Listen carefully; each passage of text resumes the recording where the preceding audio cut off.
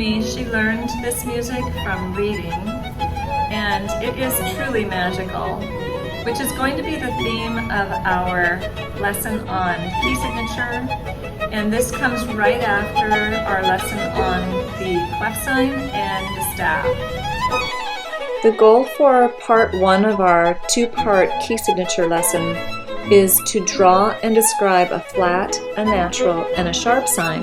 And our success criteria is to draw that sharp, flat, and natural and describe how they alter pitches.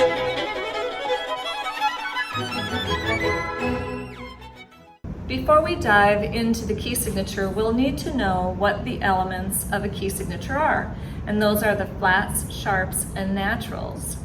Why is the key signature so important? Well, I'd like you to be the boss of the finger patterns that you play so that you're going to play in tune with the rest of the orchestra. I'd like you to think about an iceberg, and you see the top of the iceberg. It's beautiful, but there's a whole bunch of ice underneath the water that you don't see, and it can be very dangerous for ships. Just like our key signature might be our iceberg, where if you ignore the sharps and flats at the beginning of the piece, you could crash into the wrong notes and make the piece not sound as good as it could. Let's stay with that iceberg metaphor for a moment and think about the 3 ways that water can exist: the solid form, gas form, and liquid form. And now let's take a look at these letters, because these letters of the musical alphabet are also just the tip of the iceberg, because there are 3 forms of each of these letters. We have the sharp form of them, the natural form, and the flat form. Let's look at the A as a note on the piano keyboard. This might help to show how notes are altered by these signs. Here is the A as a white key. When you put a sharp sign before any note, that note will move up in pitch or to the right on the piano by 1/2 step, and it will sound higher. And this happens to be the black key directly to the right of this white key.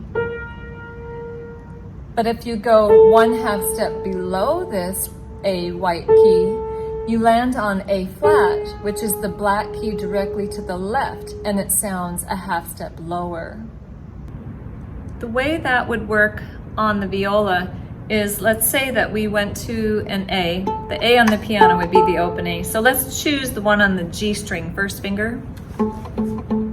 So this first finger can be moved around and keep the letter A, or be named A, if we sharped it and we move it a 1/2 step higher. So without moving the thumb, I would move my first finger up into the second finger low spot, and that would be A sharp, shortening the string between the finger and the bridge, making the note 1/2 step higher. Or we could natural that sharp again and come back to A natural. Again, I'm really not moving my thumb anywhere. And then if I wanted to lower that note a 1/2 step, I would put a flat on it, and I would put my first finger back behind the tape closer to the nut, making the string a little bit longer or a 1/2 step lower. So if I naturaled that, it would go back up to the A natural, and it would sound a little bit higher again. Now let's take a look at how these symbols are drawn, and we'll start with the sharp sign. The sharp sign looks kind of like a hashtag, and it kind of looks like tic-tac-toe, but I'll show you that the tic-tac-toe sign has vertical and horizontal lines exactly, and those would get lost on all of the other lines on the staff. And the hashtag also has those lines that would get lost on the staff, even though it has some diagonal lines on it. Instead, the sharp sign has those lines that are going along with our staff going diagonally, and then the ones going up and down are vertical. And so that's our sharp sign. And how it would work is that this middle area would be on either a line or a space. And so on the alto clef staff, let's say that we put it in this space right here. This area would need to be on that space, and whatever space that is, it happens to be F. If that was on a note, it would sharp that F, or if it's in the key signature, which we'll learn in our next lesson, it will sharp all of the F's in the piece.